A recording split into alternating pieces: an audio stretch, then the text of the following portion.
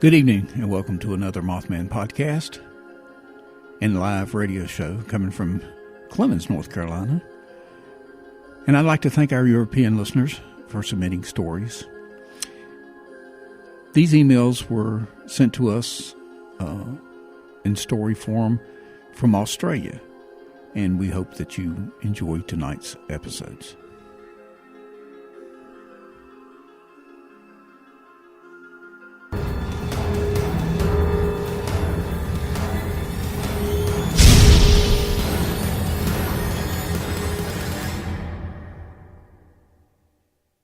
Number 4. The following story was told by an elderly lady many years ago about eerie events that happened to her when she was a young woman. She said, "My father and myself had recently moved into a current house in the late 19th century in Albert Park, a suburb of Melbourne. When we first moved in, there was an eerie atmosphere and was always freezing even when it was hot outside, and it always felt depressing.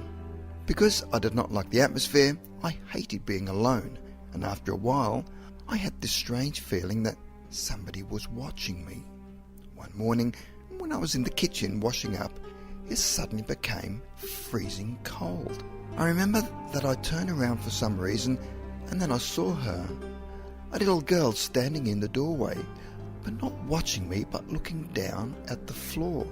She was milky white, and I could see through her. I You're thought, listening my to God, Mothman Radio. It's a ghost, a real ghost. Strangely though, I wasn't frightened, but I was just thinking, I will never forget this moment. The young girl looked about 8 years old and wore the sort of clothes I did when I was young, such as buttoned-up boots, a white frilly dress with an apron over it, and she had long hair. But I couldn't help thinking how terribly sad she looked, and then she suddenly disappeared. I was able to find out that many years ago a couple lived in the house with an only child, a little girl about 8 years old who had died of pneumonia, and her description fitted the girl I had seen. A few months later my father had lost his job, so we had to take in a boarder, a young school teacher. Unfortunately, she did not stay very long. One morning she came down to breakfast and asked, "Who was the young girl who came into my room last night?" My father said, "Young girl? There's no young girl living here." She said, "But there must be. She's about 8, with long hair, wearing a long white dress. I woke up and it was terribly cold, and there she was, bending over and looking at me." She then said, "There's something funny going on in this house, and I'm not staying." And with that she immediately packed and left. Number 3. The next story was told by Pauline of Lane Cove, New South Wales, of an event that happened to her in 1976. She had just started working as a babysitter in the suburb of Sydney called Hunters Hill. It was an old house perched on the edge of Sydney Harbour. It was her first night on the job, and after her parents left for the opera, Pauline checked that the children were fast asleep and then found a well-stocked library and settled down to read. She said that around 10:30 p.m, I started feeling very cold and went into the kitchen to make a cup of tea. She sat down with her tea and everything was quiet until she suddenly heard a deep sigh. You're listening She to thought it must Mothman be Radio. from the wind outside.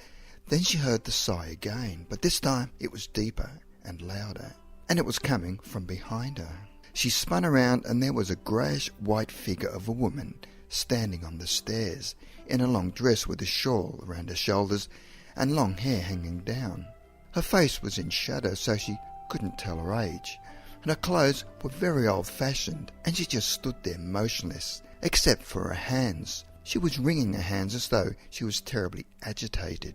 Strange though, I wasn't scared. I was fascinated and calm, and I said to her, "Hello, who are you?" She did not reply, but stood there wringing her hands.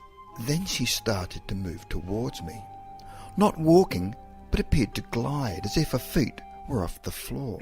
I didn't move. I wasn't game to. And then she went right past me towards a door leading to the back garden and vanished. When the parents came home, I said to them, "You have a ghost?" And he replied quietly, "Yes, there is a spirit with us." The mother then said, "Well, myself and my daughter have seen it too." I was surprised they were so calm. I asked them, "Do you know who she is and why she's here?" "Oh yes," the the wife replied. I did some research and found she was a servant girl around the turn of the century, and apparently she was married to a sailor who one day went to sea and never came back. His ship must have gone down somewhere and she refused to believe it and spent all of her spare moments in the garden waiting for him to come home. I asked them why they did not warn me, and they said, we tried warning previous babysitters and they wouldn't stay, and we didn't want to be stuck again without a babysitter. Number 2. Pat Cleary lived in Sydney and belonged to a strict You're listening to Catholic Mothman family. Radio. So anything to do with spirits or psychics in general was seen as evil. But what happened to her at 2 a.m. one morning made her question her Catholic faith. There was a loud voice saying, "Wake up, Pat, wake up," and she recognised the voice as that of her sister, who had died 12 months previously. Because Pat always overslept, believes it was her sister telling her to get up for work. But things were about to get weirder when one morning she saw her sister standing by the side of her bed, dressed in the kind of clothes that she used to wear, and looked as solid as if she was still alive. However, this time her sister did not say a word, but just smiled at her. Pat was petrified, and she just laid there afraid to speak. And then her sister slowly faded and disappeared.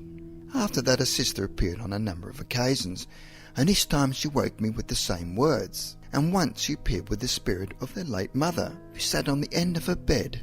The visits went on for about 9 months, and then just stopped. Pat then visited her priest, who said she was being tempted by evil spirits, and Pat just looked at him and said, "Why would someone who looked like my sister bother to visit me at 2 a.m. in the morning, telling me to wake up or smile at me?" Well, the priest had no explanation. Pat later visited a spiritualist church in Parramatta, where a medium communicated with her dead brother, who told her not to worry about what she'd been taught, but to go her own way. Pat was later to find out that the reason she was able to see her sister and mother was because she was psychic and decided to develop her own powers and became a medium. She left the Catholic Church and later became president of the Enmore Spiritual Church in Sydney. Number 1. In 1969, And you're listening to Jean Mothman Robertson Radio. and her husband lived in Sydney and lived next door to a couple who had a 12-year-old daughter called Linda, who had long blonde hair. Jean said that as she was an only child, the parents doted on her and gave her everything.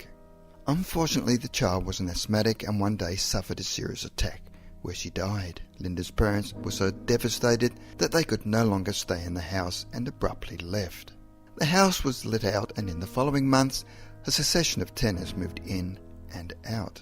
One of the tenants was chatting with Jean and said that she was not happy living there as it was always cold and she always had the feeling that there was somebody else in the house with them. In 1972, a couple moved in and introduced themselves and asked whether anything unusual had ever happened in the house.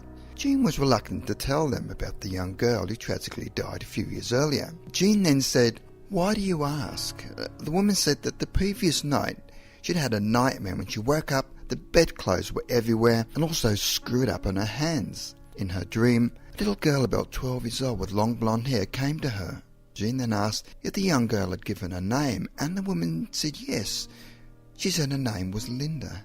That couple eventually moved out, and another couple with 2 young children moved in.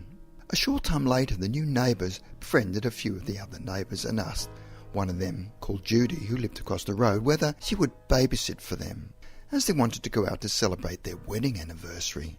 By this time, most people in the street were aware of the house's reputation and were reluctant to go inside. However, Judy decided to help them out and agreed to babysit. On entering the property, Judy noticed that their German Shepherd refused to go inside and just stood outside with his tail down and preferred to stay out in the cold. Judy went inside and checked that the children were asleep, and as she was walking down the hallway towards the back of the house, she heard a child call out, "Mummy, Mummy." She quickly ran into the bedroom to see which child was awake, but found them both fast asleep. Puzzled, she proceeded down the hall again, which was littered with suitcases and unpacked boxes. But as she got closer, they all seemed to spread apart, and standing quite still and as plain as day stood Linda, holding a painting of sunflowers in a gold frame. Judy said the apparition called Mummy 3 times and then disappeared, whereas the boxes closed in again as before. Judy was terrified, but forced herself to stay until the parents came home and said that wild horses would not make her go back into that house. They made inquiries about the painting, where a friend of the dead girl's parents told them that there had been a sunflower painting in the house, painted by the young girl's mother.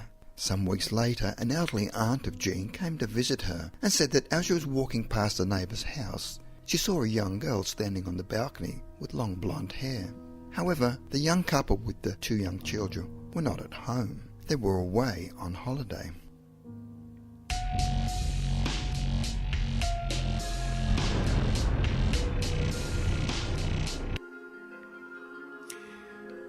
And you're listening to Mothman Radio, and this was our episode of Ghost from Australia. We hope you enjoyed tonight's podcast and radio show, and we'll tune in again. For those who are watching us on podcast, please turn to our channel at Mothmanpodcast.com and listen to our radio station. Thank you again, and have a good evening.